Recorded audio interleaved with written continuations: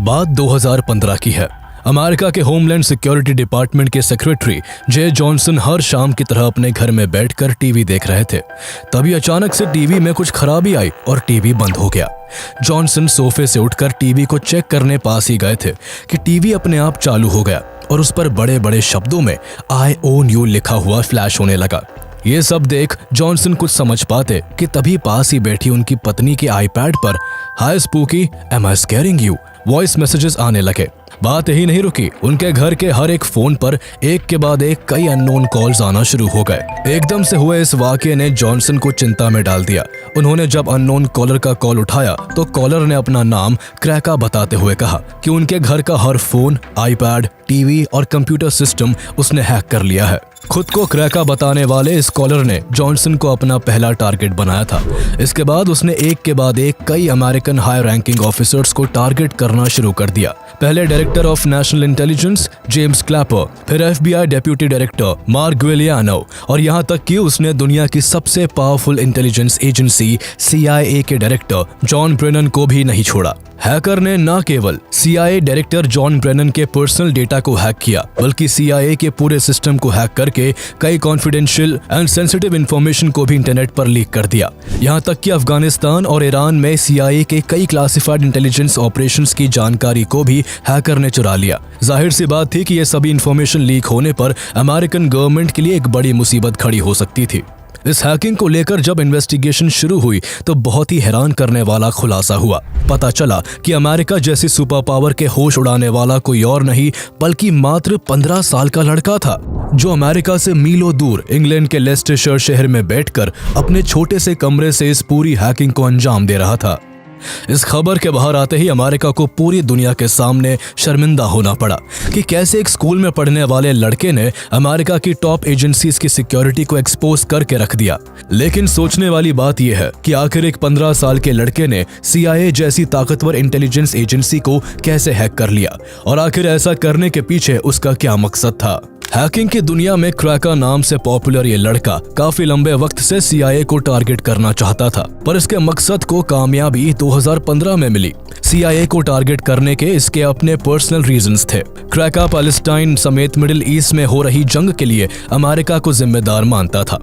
उसे अमेरिका से चिढ़ होने लगी थी, इसलिए वो अपने तरीके से अमेरिकन गवर्नमेंट से बदला लेना चाहता था। लेकिन इतना बड़ा काम अकेले कर पाना मुश्किल था, इसलिए उसे इस काम के लिए अपने ही जैसे किसी मास्टरमाइंड की जरूरत थी। इसलिए क्रैका ने क्रैकास विद एटीट्यूड नाम की एक हैकिंग कम्युनिटी बनाई, जिसमें वो अपने जैसे कई और हैकर्स को जोड़ लेता है। क्रैका की इस हैकिंग कम्युनिटी में एक डिफॉल्ट नाम का हैकर भी शामिल होता है, जो क्रैका से न सिर्फ उम्र में बड़ा होता है बल्कि हैकिंग के एक्सपीरियंस में भी उससे काफी आगे था। यूं तो डिफॉल्ट भी केवल 23 साल का ही था, लेकिन वो अब तक हैकिंग की दुनिया में कई कारनामों को अंजाम दे चुका था, जिस वजह से क्रैका द्वारा की गई CIA की हैकिंग में डिफॉल्ट एक इम्पोर्टेंट रोल प्ले करता है। डिफॉल्ट की हैकिंग की कहानी 2008 में शुरू होती है, जब अनोनिमस नाम का हैकिंग ग्रुप हर दूसरे दिन न्यूज की हेडलाइंस में बना रहता था। They call themselves anonymous. They are hackers on steroids. Anonymous कभी सोशल कॉज के लिए तो कभी पॉलिटिकल पर्पस के लिए बड़ी बड़ी कंपनीज और गवर्नमेंट की वेबसाइट्स को हैक करके उन पर अपने मन मुताबिक चीजें पब्लिश कर देता। अनोनिमस की पॉपुलैरिटी और पावर को देखकर डिफॉल्ट को ये काम काफी फैसिनेटिंग लगा और वो हैकिंग सीखने के लिए जी जान से जुट गया। पहले उसने कुछ छोटी वेबसाइट्स को हैक करना और वीडियो गेम की प्रोग्रामिंग को चेंज करना शुरू किया, लेकिन डिफॉल्ट कुछ बड़ा करना चाहता था, इसलिए वो एनोसेक नाम के एक हैकिंग ग्रुप से जुड़ गया। एनोसेक ग्रुप की मदद से उसने एक बार कनाडा की विंडसर यूनिवर्सिटी के कंप्यूटर सिस्टम को हैक कर लिया, जिसमें उसे यूनिवर्सिटी के फाइनेंशियल रिकॉर्ड्स का भी एक्सेस मिल गया था। उन रिकॉर्ड्स में उसने देखा कि बहुत सारे स्टूडेंट्स से यूनिवर्सिटी को लोन वसूलना बाकी है, जिसकी टोटल वैल्यू $9 मिलियन से भी ज्यादा है। डिफॉल्ट ने रिकॉर्ड जरा भी सोचे बिना फॉरेन यूनिवर्सिटी के कंप्यूटर से डिलीट कर दिया। ये डिफॉल्ट की पहली बड़ी कामयाबी थी। लेकिन इससे भी बड़ा कारनामा डिफॉल्ट ने 2014 में किया, जब डेनमार्क की गवर्नमेंट बेस्टियलिटी को लीगल कर देती है। बेस्टियलिटी के लीगल होते ही डेनमार्क में बेजुबान जानवरों के साथ यौन अत्याचारों के मामले बढ़ने लगते हैं। इस लॉ के खिलाफ जहां एनिमल राइट एक्टिविस्ट सड़कों पर थे, तो वही डिफॉल्ट ने अपने तरीके से इससे निपटने का सोचा। बेस्टियलिटी के लीगल होने से डिफॉल्ट को काफी ठेस पहुंची, क्योंकि उसके पास भी एक पालतू कुत्ता था जिससे वो काफी इमोशनली अटैच था, जिस वजह से डेनमार्क में जानवरों पर हो रही इस ज्यादती के खिलाफ वो कुछ करना चाहता था। इसलिए डिफॉल्ट ने अपने हैकिंग ग्रुप के साथ मिलकर डेनमार्क गवर्नमेंट की ऑफिशियल वेबसाइट को हैक किया और उसे पूरी दुनिया के सामने एक्सपोज कर दिया। उसके बाद उसने बेस्टियलिटी के फेवर में बात करने वाली सभी वेबसाइट्स को भी हैक करके उन्हें बंद कर दिया। इस इंसिडेंट के बाद डेनमार्क गवर्नमेंट की खुलकर आलोचना होने लगी। लोगों ने सड़कों पर उतरकर गवर्नमेंट का विरोध करना शुरू कर दिया। लगातार हो रहे विरोध के कारण आखिरकार 1 साल बाद ही डेनमार्क को बेस्टियलिटी लॉ को रद्द करना पड़ा। डिफॉल्ट की एक बड़ी जीत थी। अपने इतने बड़े कारनामे के बाद उसका कॉन्फिडेंस आसमान छूने लगता है, लेकिन उसे अभी एक और हैकिंग को अंजाम देना था जो उसकी जिंदगी की सबसे बड़ी हैकिंग होने वाली थी, जिसके लिए वो new hacking group crackers with attitude से जुड़ चुका था, जिसका हेड 15 साल का लड़का क्रैका होता है जो CIA को हैक करने का मकसद लिए बैठा था। लेकिन गौर करने वाली बात यह है कि सालों से हैकिंग की फील्ड में होने के बाद भी क्रैका और डिफॉल्ट 2013 से पहले एक दूसरे को जानते तक नहीं थे।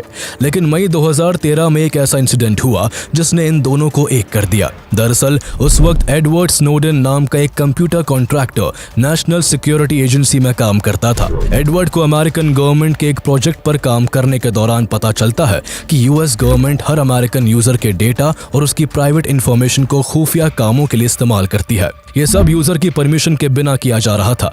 ऐसा करना सीधे तौर पर हर एक इंडिविजुअल की प्राइवेसी के खिलाफ था। एडवर्ड US गवर्नमेंट और CIA के सीक्रेट का खुलासा करना चाहता था, लेकिन अमेरिका में रहकर अमेरिकन गवर्नमेंट की सीक्रेट इंफॉर्मेशन को लीक करना उसके लिए सेफ नहीं था। इसलिए स्नोडेन कुछ दिन की छुट्टी लेकर हांगकांग चला गया। हांगकांग में एडवर्ड ने ग्लेन ग्रीनवॉल्ड, लॉरा पोइट्रास और बार्टन जेलमैन समेत कई जर्नलिस्ट को सभी एविडेंसेस के साथ इंटरव्यू दे दिया। इंटरव्यू ब्रॉडकास्ट होते ही US गवर्नमेंट का ये सीक्रेट पूरी दुनिया के सामने एक्सपोज हो गया। लोग सड़कों पर उतर आए और US गवर्नमेंट और CIA का जमकर विरोध होने लगा। डिफॉल्ट भी एक अमेरिकन सिटीजन था और NSA एंड CIA का इस तरह से यूजर का डेटा कलेक्ट करना उसे बिल्कुल भी पसंद नहीं आया। दोनों अब US को टारगेट करने के लिए पूरी तरह से तैयार थे। जहां क्रैका गाजा वॉर के लिए अमेरिका को जिम्मेदार मानता था और अमेरिकन गवर्नमेंट को सबक सिखाना चाहता था, तो वही डिफॉल्ट भी अब अमेरिकन गवर्नमेंट और CIA को एहसास दिलाना चाहता था कि किसी की पर्सनल इंफॉर्मेशन जब किसी और के हाथ लगती है तो कैसा महसूस होता है। दोनों ही अब अमेरिकन गवर्नमेंट को अपना दुश्मन समझते थे और हैकिंग के जरिए अमेरिकन अथॉरिटीज से बदला लेना चाहते थे। क्रैका सबसे पहले हैक करने का रोड मैप तैयार करता है और फिर सारे प्लान को एग्जीक्यूट करने में लग जाता है। इस दौरान डिफॉल्ट लगातार अपने एक्सपीरियंसेस की मदद से क्रैका को प्रॉपर गाइडेंस प्रोवाइड कर रहा होता है, जिसके चलते क्रैका और उसका group crackers with attitude American intelligence community के हाई रैंकिंग ऑफिसर्स को टारगेट करना शुरू कर देता है। क्रैका सबसे पहले होमलैंड सिक्योरिटी के सेक्रेटरी जे जॉनसन के कॉमकास्ट अकाउंट को हैक करके उसके घर के टीवी और इंटरनेट को अपने कंट्रोल में ले लेता है और फिर जॉनसन और उसकी फैमिली को परेशान करना शुरू कर देता है। इसके बाद क्रैका ने ओबामा एडमिनिस्ट्रेशन के इंटेलिजेंस डायरेक्टर जेम्स क्लैपर को अपना शिकार बनाया। उसने किसी तरह जेम्स क्लैपर के इंटरनेट और फोन सर्विस के अकाउंट का एक्सेस हासिल किया और फिर क्लैपर के फोन पर आने वाली सभी कॉल्स को फ्री पैलेस्टाइन हॉटलाइन पर रूट कर दिया। ये सारी इंफॉर्मेशन और इनके प्रूफ्स क्रैका लगातार ट्विटर पर पोस्ट कर रहा होता है, जिससे अमेरिकन इंटेलिजेंस के साथ हो रहे इस तमाशे को पूरी दुनिया बड़े चाव से देख रही थी। जेम्स क्लैपर के बाद क्रैका और डिफॉल्ट CIA के डायरेक्टर जॉन ब्रेनन को टारगेट करते हैं। क्रैका इंटरनेट पर जॉन ब्रेनन के बारे में रिसर्च करना शुरू कर देता है, जिसके चलते ब्रेनन का पब्लिक फोन नंबर उसके हाथ लग जाता है। क्रैका ने जब उस फोन नंबर की जांच की तो पता चला कि ये नंबर वेराइजन का था। क्रैका ने वेराइजन के इंटरनल टेक टीम को उसी कंपनी का टेक्नीशियन बनकर फोन किया और उन्हें बताया कि जॉन ब्रेनन नाम का एक कस्टमर अपने अकाउंट में कुछ प्रॉब्लम फेस कर रहा है, इसलिए उनके इशू को रिजॉल्व करने के लिए उसको कस्टमर की पर्सनल डिटेल्स चाहिए। वेराइजन की टीम ने उसकी आइडेंटिटी को वेरीफाई करने के लिए एम्प्लॉय कोड मांगा, जो क्रैका पहले ही हैक कर चुका था। वेरिफिकेशन के बाद जॉन ब्रेनन की पर्सनल डिटेल्स जैसे account number, private phone number, address और बैंक कार्ड के लास्ट 4 डिजिट्स, वेराइजन ने ये सब कुछ क्रैका के साथ शेयर कर दिया। इन सभी डिटेल्स के हाथ लगते ही क्रैका ने जॉन ब्रेनन की पर्सनल ईमेल आईडी को हैक करना शुरू कर दिया। उसने देखा कि ब्रेनन AOL के ईमेल का इस्तेमाल करता है। उसने फौरन AOL की सपोर्ट टीम को जॉन ब्रेनन बनकर कॉल किया और बताया कि वो अपने ईमेल का पासवर्ड भूल गया है और उसको रीसेट करना चाहता है। AOL की टीम ने वेरिफिकेशन के लिए उससे बैंक कार्ड के लास्ट 4 डिजिट्स पूछे, जो क्रैका वेराइजन कंपनी को बेवकूफ बनाकर पहले ही हासिल कर चुका था। लास्ट 4 डिजिट्स बताकर वो जॉन ब्रेनन के पर्सनल ईमेल का भी एक्सेस हासिल कर लेता है। क्रैका ब्रेनन के ईमेल्स को खंगालना शुरू करता है और साथ ही वो डिफॉल्ट को ब्रेनन का प्राइवेट फोन नंबर शेयर कर देता है। नंबर मिलते ही डिफॉल्ट ने जॉन ब्रेनन को कॉल पर कॉल करना स्टार्ट कर दिया। कभी वो ब्रेनन से बदतमीजी से बात करता तो कभी उसको गालियां देता। वो कभी $2 ट्रिलियन की डिमांड करता है तो कभी गुस्से में पैलेस्टाइन को आजाद करने और वहां हमलों को रोकने के लिए धमकाता। ये ब्रेनन की जिंदगी का पहला इंसिडेंट था जब उनके साथ ऐसा कुछ हो रहा था। वो क्लूलेस थे। अमेरिका के सबसे पावरफुल इंसानों में से एक जॉन ब्रेनन को फोन करना तो दूर की बात, उनका पर्सनल नंबर जानना भी एक बहुत बड़ी बात थी। लेकिन यहाँ न केवल फोन नंबर बल्कि CIA के डायरेक्टर का पर्सनल ईमेल का कंट्रोल भी एक 15 साल के लड़के के हाथ में था, जो ब्रेनन के एक ईमेल को खोलकर देख रहा था। हर एक ईमेल के साथ क्रैका का एक्साइटमेंट बढ़ता जा रहा था। दरअसल जॉन ब्रेनन के ईमेल में न सिर्फ उनका पर्सनल डेटा था बल्कि उनमें CIA और FBI समेत अमेरिकन गवर्नमेंट के काफी सेंसिटिव और कॉन्फिडेंशियल डॉक्यूमेंट्स भी मौजूद थे। ईमेल के अंदर सभी सीनियर ऑफिसर्स का पर्सनल डेटा, उनके सोशल सिक्योरिटी नंबर्स और गवर्नमेंट से मिलने वाले सभी सीक्रेट इंस्ट्रक्शंस की फाइल्स भी अवेलेबल थी। क्रैका अब इन डॉक्यूमेंट्स के साथ वो करने वाला था जिससे US गवर्नमेंट की रातों की नींद उड़ने वाली थी। उसने बिना देर किए जॉन ब्रेनन के ईमेल का सारा सीक्रेट डेटा विकीलीक्स पर अपलोड कर दिया। इन सीक्रेट डॉक्यूमेंट्स में जॉन ब्रेनन के SF-86 सेंसिटिव फॉर्म के साथ साथ अफगानिस्तान और इराक वॉर में CIA के इन्वॉल्वमेंट से रिलेटेड भी सारी जानकारी मौजूद थी। विकीलीक्स के फाउंडर जूलियन असांज ने इस मामले में काफी दिलचस्पी दिखाई और उन्होंने खुद आगे आकर अक्टूबर 2015 में ये सारा डेटा दुनिया के सामने खोल कर रख दिया। इस लीक डेटा ने CIA को कहीं भी मुंह दिखाने लायक नहीं छोड़ा। इतनी कॉन्फिडेंशियल और सीक्रेट इंफॉर्मेशंस का इस तरह इंटरनेट पर वायरल होना CIA की क्रेडिबिलिटी पर एक क्वेश्चन मार्क बन गया। वर्ल्ड की टॉप इंटेलिजेंस एजेंसी माने जाने वाली CIA अपने ही डेटा को सिक्योर करने में नाकाम हो चुकी थी। इस डेटा के लीक होने पर CIA को $1.5 मिलियन के डैमेजेस भरने पड़े। उनके बहुत से सीक्रेट एजेंट्स को अंडरग्राउंड होना पड़ गया, तो वही कई लोगों को रिजाइन तक करना पड़ गया। CIA और FBI का डिपार्टमेंट इस पूरी हैकिंग से हैरान और परेशान था। वो अभी तक ये नहीं पता कर पाए थे कि इस हैकिंग का मास्टरमाइंड कौन है। वही इंग्लैंड में बैठा क्रैका अभी भी अपने मिशन में लगा हुआ था। वो अगले कुछ दिनों में FBI के डेटाबेस से लेकर डिपार्टमेंट ऑफ जस्टिस की वेबसाइट तक सब कुछ हैक करता गया। उसने इस तरह डिपार्टमेंट ऑफ जस्टिस के 9,000 और FBI के 20,000 एजेंट्स की पर्सनल इंफॉर्मेशन को भी पब्लिक कर दिया। एक के बाद एक एजेंसी और ऑर्गेनाइजेशन का हैक होना और उनका सीक्रेट डेटा इस तरह लीक होना US गवर्नमेंट को भारी मुश्किल में डाल देता है। 15 साल के इस लड़के ने अमेरिकी सरकार की नाक में दम करके रख दिया था। लगातार हो रही इन हैकिंग से अमेरिका को पूरी दुनिया के आगे शर्मिंदा होना पड़ रहा था। इसलिए जल्द से जल्द हैकर्स को पकड़ने के लिए CIA ने एड़ी चोटी का जोर लगाना शुरू कर दिया। क्रैका और डिफॉल्ट भी ये बात जानते थे कि उन्होंने जो कारनामा किया है उसके बाद CIA और FBI उनका पीछा जरूर करेगी,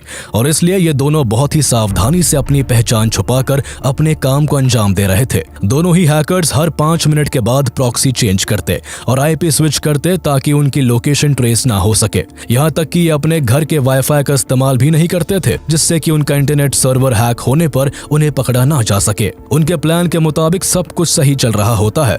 वो हर दूसरे दिन किसी न किसी हाई प्रोफाइल अमेरिकन को हैक करते और उसका डेटा लीक कर देते। लेकिन एक दिन कुछ ऐसा हुआ जिससे क्रैका और डिफॉल्ट की शामत आने वाली थी और उनका भांडा फूटने वाला था।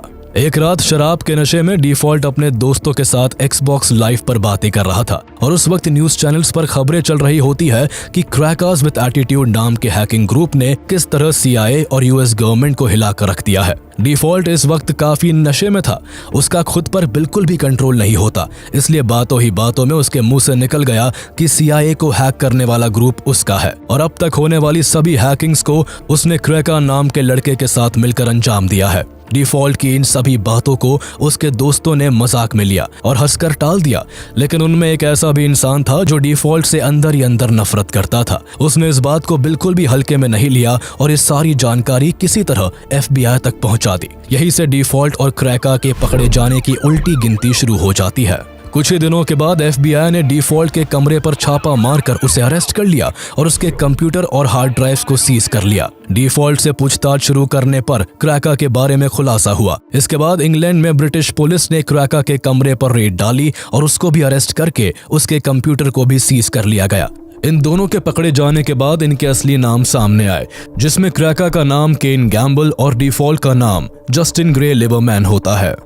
क्रैका यूके में हैकिंग के लिए जेल जाने वाला पहला नाबालिग था, इसलिए क्रैका की कम उम्र को देखते हुए उसको केवल 2 साल की सजा सुनाई जाती है, लेकिन डिफॉल्ट को 5 साल के लिए जेल की सलाखों के पीछे भेजा जाता है। साथ ही उसको $1,45,000 का हर्जाना भी भरना पड़ता है। 2 साल की सजा पूरी करने के बाद क्रैका जब जेल से छूटता है तो वो किसी को भी कोई इंटरव्यू नहीं देता और इसके बाद से वो हैकिंग और इंटरनेट की दुनिया से बिल्कुल गायब हो जाता है। वही डिफॉल्ट 5 साल की सजा काट कर बाहर आता है और हैकिंग छोड़कर क्रिप्टो ट्रेडिंग में अपना करियर शुरू कर देता है।